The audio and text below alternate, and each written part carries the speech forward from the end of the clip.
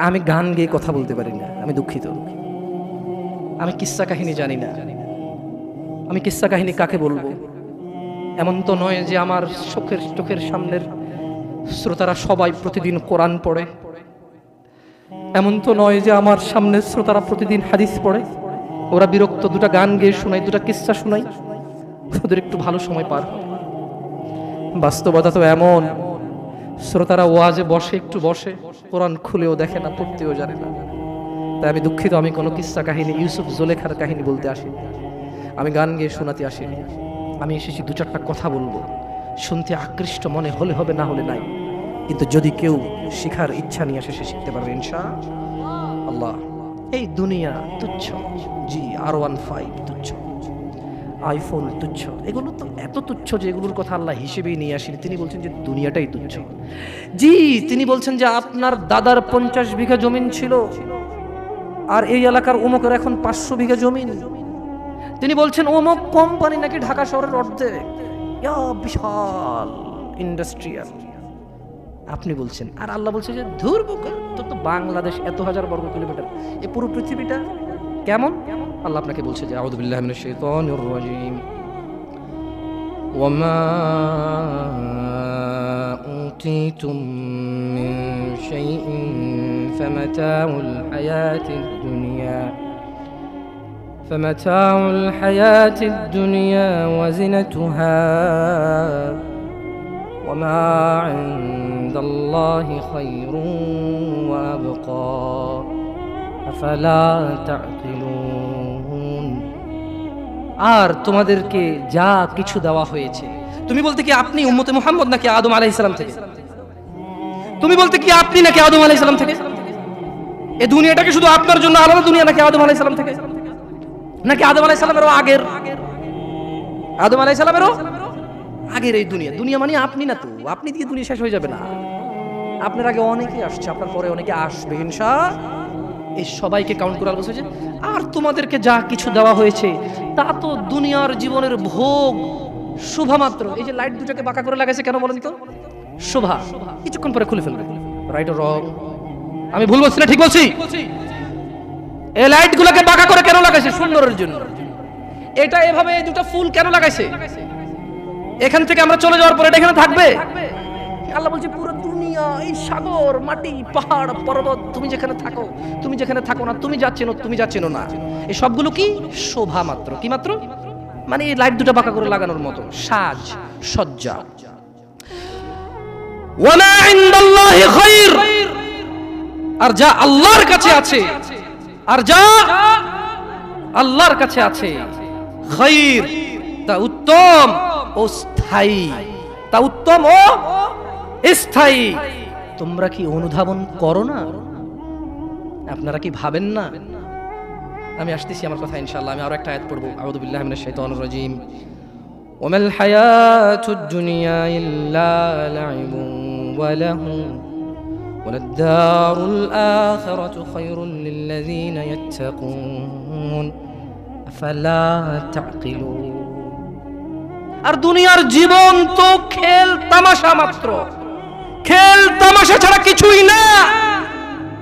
তোমার দাম্ভিকতা, তোমার শক্তি, তোমার যত মান মর্যাদা, তোমার যত অর্থ সম্পদ, আর তোমার যত বয়স, তোমার যত কিছু আছে, আর তুমি তো তুমি, তোমার মতো যত কেউ আছে বাবা আদম আলাইহিস সালাম থেকে ইলা ইয়াউমিল কিয়ামা, যেদিন আকাশ ভেঙে পড়বে, তারকা খসে পড়বে, পাহাড় উড়বে রঙিন ফসলের মতো, এই সবগুলো হচ্ছে খেল তামাশা। কি? একটা ক্রিকেটের বল কিনলেন, 10 টাকার ট্যাপ পাচাইলেন, 2 বার দিয়েছেন, ব্যাট দিয়ে ট্যাপ ফেটে গেছে, ফালাই দিয়েছেন। এই দুনিয়াটা কি? Just like that. জি, এই খেল তামাশার দুনিয়াকে আপনি আপনার জীবনের মূল উদ্দেশ্য করে নিয়েছেন। আফসোস, আপনার নবী সাল্লাল্লাহু আলাইহি সাল্লামের দাড়ি ছিল, আপনার নেই। এটা আপনার লজ্জা লাগে না? আপনি নাকি স্টাইলিস্ট, আপনি নাকি ভদ্র, আপনি নাকি বড় হলে রাখবেন। কাগজ কলম আছে এখানে? আমি বলেছিলাম যে প্রশ্ন আমরা নেই না। আমি কোনো ফকিহ না বা মুফতি না, আমি কোনো কি না। আমি আপনাদের ভাই দুটা কথা বলে চলে যাব, ভালো লাগলে নেবেন, নাহলে বাদ, একদম ছুঁড়ে ফেলে দেবেন। বুঝে আসছে না? আসলে কারণ প্রশ্ন নিলে হানাফি সুবিধা মতো প্রশ্ন করবে, শাফি সুবিধা অনুযায়ী প্রশ্ন করবে, কে কারে কেমনে গুতায়া কেমনে হারায়া কেমনে কার কথা উপর রাখবে, খালি ওইটা করবে। আমি কি ভুল বলছি? আমি ভুল বলছি? তো দরকার আছে প্রশ্নের। আপনি তো শিখার উদ্দেশ্যে প্রশ্ন করবেন না, আপনি প্রশ্ন করবেন জিতার উদ্দেশ্যে। কি উদ্দেশ্যে? আগে শিখার মন মানসিকতা করুন, ইনশাআল্লাহ একসময় প্রশ্ন জবাব দিব আল্লাহ চাইলে। আপনি চান জিততে, আপনি কি শিখতে চান? দেখেন, আমি ভুল বললে ক্ষমা করে দিন। কে কে আছে যাদের দাড়ি নাই তারা ইনশাআল্লাহ দাড়ি রাখবে, এরকম অনেকবার বলেছে নাকি বলে নাই? পরে রাখবে, আর একটু বয়সের পরে। ছি ছি ছি ছি ছি ছি ছি ছি, এমন হাজার মা বাবা পাওয়া যায়, ছেলেটা দাড়ি রেখেছে, এসএসসিতে পড়ে, বললো যে এখন রাখিস না, কলেজে উঠলে রাখিস। ওই মা, তোমাকে বলি, তুমি তোমার ছেলেকে আদর করো না? ছি, মিথ্যুক মা। আরে তোমার মতো মারা মাইশাকে হত্যা করে ফেলেছে পরকিয়া করতে গিয়ে। তোমার চাইতে মাইশার মা অনেক ভালো ছিল, মেয়েকে হত্যা করেছে, অন্তত ইসলামে তো বাধা দেয়নি। আমি বলছি না খুন ভালো, আমি বলছি না খুন ভালো, আমি বলছি না খুন ভালো, আমি বলছি তোমার চাইতে ভালো সে তার মেয়েকে হত্যা করে নিজে অপরাধী হয়েছে, মেয়েকে তো অপরাধী করেনি, করেছে। তুমি তোমার ছেলেকে দাঁড়িয়ে রাখতে না করো। ছি, ঠিক আছে, তোমার ছেলে কলেজে যাবে না, এখানে মহিলারা ওয়াজ শোনে, এই কাগজ কি কেউ পৌঁছাতে পারবে? মহিলা লিখে দেবে তার ছেলে কতদিন বাঁচবে, লিখে দিবে তার ছেলে কলেজ পর্যন্ত বাঁচবে, তারপর দাঁড়িয়ে রাখবে, সে লিখে দেবে। কেন? ওর মা তো বললো কলেজে উঠলে রাখবে, তা কিভাবে বললো ওর মা? আপনি বলছেন যে কলেজ পর্যন্ত বাঁচবে কিনা লিখে দিতে পারবে না, তাহলে ওর মা কিভাবে বলে কলেজে উঠলে রাখবে? এই ছেলেটা কিভাবে বলে আর একটু বয়স হলে রাখবে? ও তো জানে কতদিন বাঁচবে, ঠিক এই জন্য নির্ধারণ করছে যে আমি তো 200 বছর বাঁচবো, ওকে 150 বছর পরে রেখে দেবো। এরকম না হলে সে কিভাবে বলে সে পড়বে? ইয়া শিবাব, تعال إلى المسجد، تعال إلى الله جل وعلا। তাকে যখন বলা হয় মসজিদ এসে, সে বলে পরে লিখে দে কবে কতদিন বাঁচবি রে তুই, লেখ। এই ছেলে লেখ। হাসতেছে হাসতেছে, ইন্না লিল্লাহি। সে বলে পরে, তার এই কথাটা মিনিং করে সে জানে সে কতদিন বাঁচবে, তাই সে পরে এক সময় করে এসে দিবে। ইন্না লিল্লাহি ওয়া ইন্না ইলাইহি রাজিউন। কত বড় মারাত্মক কথা! হায়াতের মালিক কে? গায়েবের মালিক কে? সে কিভাবে বলে সে পরে আসবে? সে মাগরিব পড়বে না, ইশা পড়বে না, ফজর পড়বে না, সে মাগরিবে বলে কালকে ফজর থেকে পড়বো, সে রাতের গ্যারান্টি দিচ্ছে সে বাঁচবে। লিখে দে তুই রাত বাঁচবি।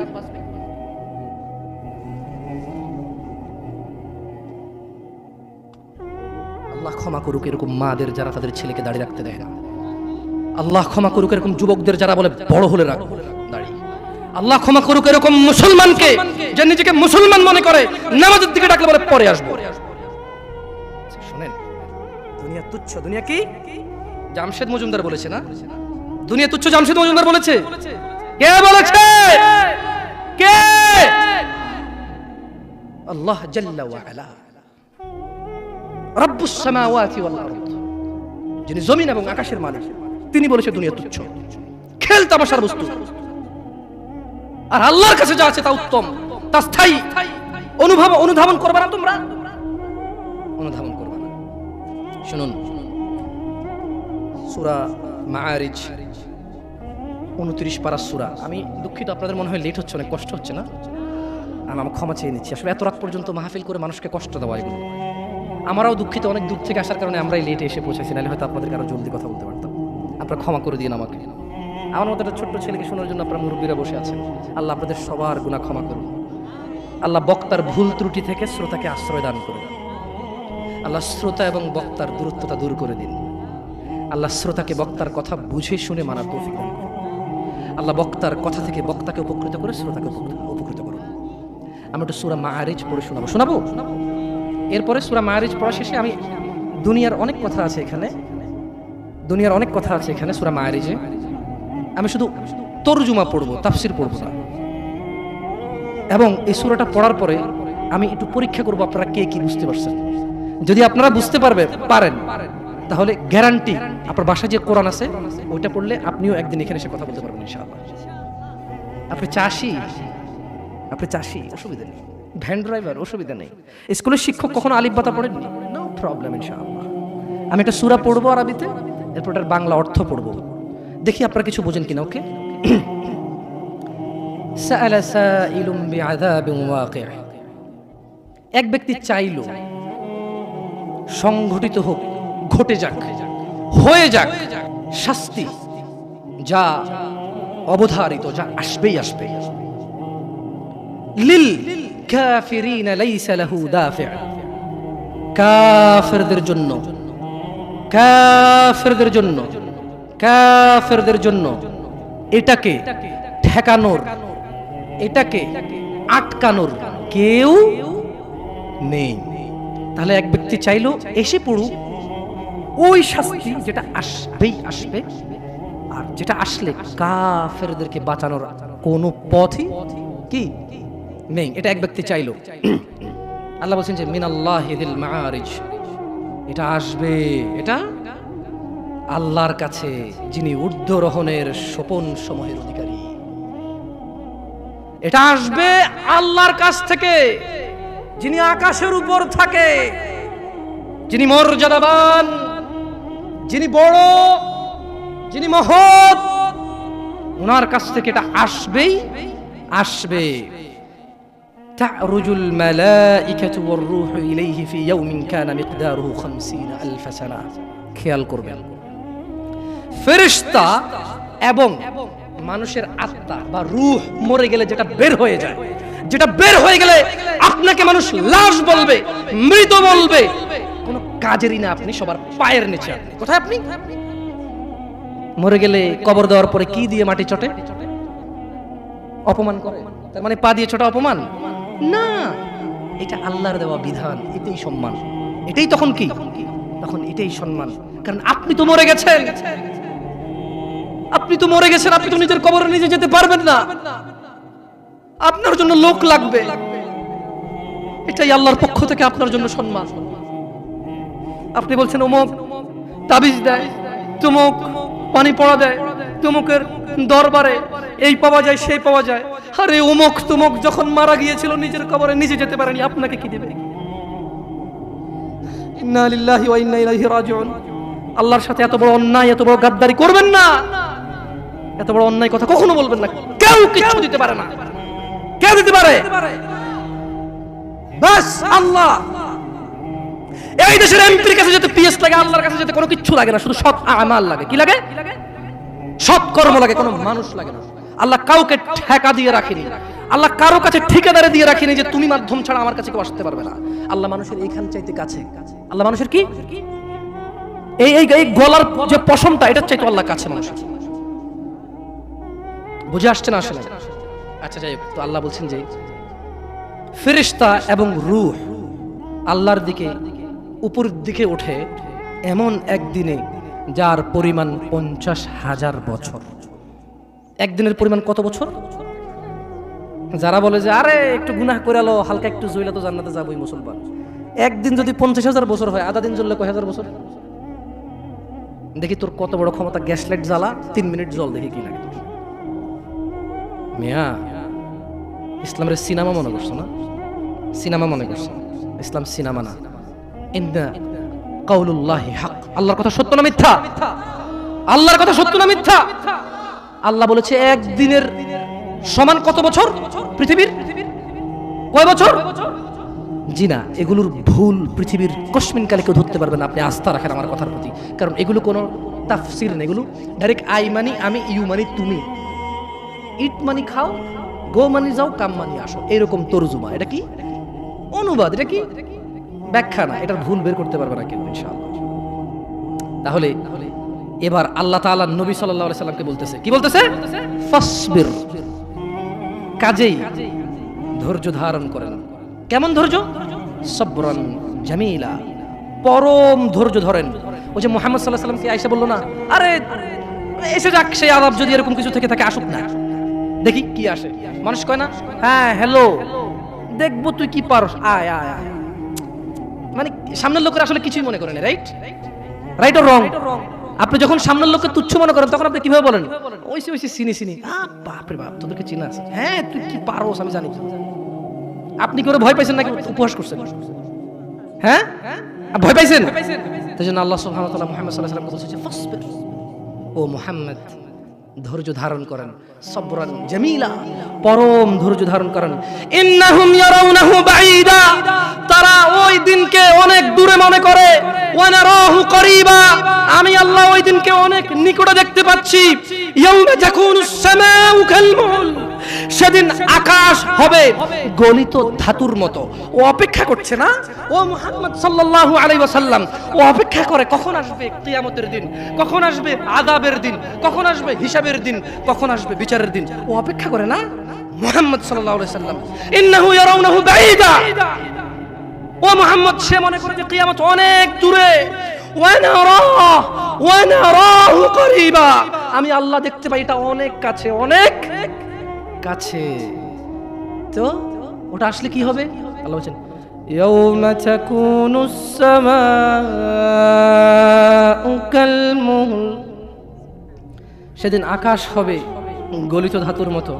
নুল জিবালু কালইহনি ওয়ালা ইয়াসআলু হামিমুন হামিমা, وتكون الجبال كالعهن ولا يسأل حميم حميما ولا يسأل। এখানে দুইজন অন্তরঙ্গ বন্ধু আছে, ঘনিষ্ঠ বন্ধু দুইজন, মানে একসাথে চলো স্কুলে যাও, মাদ্রাসা যাও, দুইজন দিকে আসো। দুইজন লোক লাগবে আমার, যারা সকাল থেকে রাত পর্যন্ত একসাথে থাকে। নাই এরকম, দুইজন লোক লাগবে এমন দোস্ত, দুইটা দোস্ত লাগবে আমার। দোস্ত আসো, আসো, দোস্ত নাই জায়গায়? ইয়াল্লাহ কুম কম, আল্লাহ দাঁড়াইছে না, হাসবেন না। আল্লাহ কি বলছে জানেন? যেদিন আকাশ হবে গলিত ধাতুর মতো, ওয়ালা ইয়াসআলু হামিমুন হামিমা, সেদিন কোন অন্তরঙ্গ বন্ধুর খবর নেবে না। ওয়ালা ইয়াসআলু হামিমুন হামিমা, বসে। ওয়ালা ইয়াসআল হামিমুন হামিমা, যেদিন আকাশ গলিত ধাতুর মতো হবে, কোন অন্তরঙ্গ বন্ধু, কোন প্রাণের চাইতে প্রিয় বন্ধু কেউ কারো কোনো খবর নেবে না। দুনিয়া, আপনার এই দুনিয়া লাগবে, টাকা পয়সা লাগবে, অমুক মেয়ে লাগবে, আইফোন লাগবে, হুন্ডা লাগবে, চাকরি লাগবে, বাকরি লাগবে, বড় লোকের সাথে আত্মীয়তা লাগবে, সামনের দোকানের সামনের সাইড লাগবে। ইউবাসসিরুনাহুম, ওয়া মুহাম্মদ সাল্লাল্লাহু আলাইহি ওয়াসাল্লাম ইউবাসসিরুনাহুম, আপনি ওদেরকে দেখতে পাবেন। ইয়াওয়াদ্দুল মুজরিমু লাউ ইফতাদি মিন আযাবি ইয়াউমিযিন বিবানি, তাদেরকে করা হবে, এই অন্তরঙ্গ বন্ধুগুলোকে করা হবে একজনকে আরেকজন থেকে দৃষ্টিগোচর, একজন আরেকজন থেকে পালাবে, সরে পড়বে, ছিটকে পড়বে, একজন যাতে আরেকজনকে না দেখে, সেদিন এই ব্যবস্থা করা হবে। সেদিন আপনি মুহাম্মদ সাল্লাল্লাহু আলাইহি সাল্লাম অপরাধীদেরকে দেখবেন, সে শাস্তির বদলে, আল্লাহর আযাবের বদলে, আল্লাহর গজবের বদলে, আল্লাহর শাস্তির বদলে, আল্লাহর দণ্ডের বদলে এই অপরাধী, বেনামাজি, ঘুষখোর, সুদখোর, মারামারি, দখলদারি, চুগলখোর, মুশরিক, কাফের, মুনাফিক, বেঈমান, অহংকারী, সেদিন এই লোকগুলো দিতে চাইবে আল্লাহকে কি? তার ছেলে সন্তানকে। বলবে ইয়া আল্লাহ, ইয়া আল্লাহ, আমার ছেলেকে নিয়ে নেন, আমাকে ছেড়ে দেন। ইন্না লিল্লাহি ওয়া ইন্না ইলাইহি রাজিউন। কাইফা হাদাল ইয়াউম, দিনটা কেমন হবে? বাবা, জি জি, ছেলের অসুখ কিডনি দিয়ে দেয়, ছেলের অসুখ কিডনি দিয়ে দেয়, বিদেশে 10 বছর থাকে। যুবক, তোমাকে একটা বাস্তবতা বলি, তোমার বাবা তোমাকে কত ভালোবাসে। তোমার বাবার বয়স 35, 20 বছর বয়সে বিদেশ গিয়েছিল, তোমাদের ঘর ছিল না, 5 বছর জীবনের ব্যয় করে দিয়েছে। বাবা, মা, আত্মীয় স্বজন, বন্ধু বান্ধব, ক্রিকেট, ফুটবল, ক্যারাম, কত দাওয়াত, কত আপনজন মারা গেছে, সব ব্যয় করে 25 বছর বয়সে দেশে এসে বিয়ে করেছে ঘর দিয়ে তোমার মাকে। তোমার জন্ম হয়েছে, তোমার বাবা চলে গেছে বিদেশ। তোমার জন্মের পরে 8 বছর তোমার বাবা বিদেশে, বিবাহিত তো বটে, কিন্তু সে বউয়ের স্বাদ পাচ্ছে না। তুমি প্রেমিকার পিছনে ঘোরো, 15 বছর বয়স তোমার, 20 বছর 22 বছরে বাইক লাগবে তোমার। তোমার বাবা বিয়ে করা সত্ত্বেও সে তার যৌবন কাটাতে পারেনি তার বউয়ের সাথে, মানে তোমার মায়ের সাথে। তোমার জামা কাপড়ের ব্যবস্থার জন্য তুমি বোঝো যুবক, তোমার বাবার বয়স এখন 40, সে তোমার মার কাছে আসলে আর অনুভূতি নেই, তার শক্তি কমে গেছে। তুমি বুঝবা না যুবক। 15 বছর বয়সে তুমি যত উত্তেজিত, তোমার বাবা 30 বছর বয়সে এরকম ছিল, সে আসতে পারেনি। তুমি পড়বা বলে, তোমার স্কুলের ফি লাগবে বলে, that much he loves you. তোমার বাবা তোমাকে এত ভালোবাসে। জি, তোমার এই খারাপ বাবাটা যে তোমাকে বাইক নিয়ে দেয়নি, তুমি নষ্টামি করো, মেয়েদের পিছনে করো, মোবাইল রিচার্জ করে দাও মেয়েদের, তোমাকে যে ডেইলি 500 টাকা করে দিতে পারে না। এই লোকটা যদি 60 বছর বয়স পায়, তার জীবনের 20টা বছর সে এমন 20টা বছর, যে 20টা বছরে সে হাড় ভাঙা পরিশ্রম করতে পারত, করছেও, তোমার মায়ের দেখা সে পায়। এমন মূল্যবান যৌবন 20টা বছর দিয়েছে। 50 বছর বয়সের দেশে আসছে, তুমি বিয়ে করে বউ নিয়ে আলাদা থাকো, তুমি বিয়ে করে শ্বশুর বাড়িতে যাও। তোমার বাবা দেশে তো আসছে, তার যৌবন আর নেই, তার ওই সুখ স্বাচ্ছন্দ্য আছে। তোমার যৌবন তৈরি করেছে তার যৌবন দিয়ে। এই মুহূর্তে কোটি টাকা দিলে কি সে যৌবন কিনতে পারবে? তোমাকে তোমার বাবা এত ভালোবাসে। আর আল্লাহ বলছে, তোমার এই বাবা, যে বাবা ঘুষ খেয়ে তোমাকে মানুষ করার চেষ্টা করে বিদেশে পড়ালেখা করানো, যে বাবা এই এলাকার চেয়ারম্যান হতেই হবে, না হলে নয়, এতগুলো মানুষের দায়িত্ব নিচ্ছে, অথচ সে নিজেও জানে দায়িত্ব পালনে সে ব্যর্থ হবে, শুধু তোমাকে R15 কিনে দেওয়ার জন্য, শুধু তোমাকে বিদেশে পড়ানোর জন্য। এত মূল্যবান, এত আদরের বাবা। আল্লাহ বলছেন যে ইউবাসসারুনাহুম ইয়াওয়াদ্দুল মুজরিম, ও মুহাম্মদ সাল্লাল্লাহু আলাইহি ওয়াসাল্লাম, আপনি সেদিন দেখবেন অপরাধী এই মানুষটা যে এত বোকা, ছেলের জন্য এত কিছু করেছে হারাম ভাবে, হালালের ধার ধারে নাই, হারামের ধার ধারে নাই। জি, আপনি আপনার ছেলেকে ভালোবাসছেন, শুধুমাত্র অপরাধী হয়ে মৃত্যুবরণ করার কারণে আপনি আল্লাহকে বলেন, ইয়া আল্লাহ, আব্দুল্লাহরে নাও জাহান্নামে ফেলো, আমাকে ছাড়ো। এই ভালোবাসা ছেলেকে বাসবে? এই ভালোবাসা বাসবে? ইন্না লিল্লাহি ওয়া ইন্না ইলাইহি রাজিউন। ওয়া সাহিবাতিহি ওয়া আখিহি ওয়া ফাসিলাতিহি আল্লাতী তুওয়ি ওয়া মান ফিল আরদি জামিআ ثم ينجي।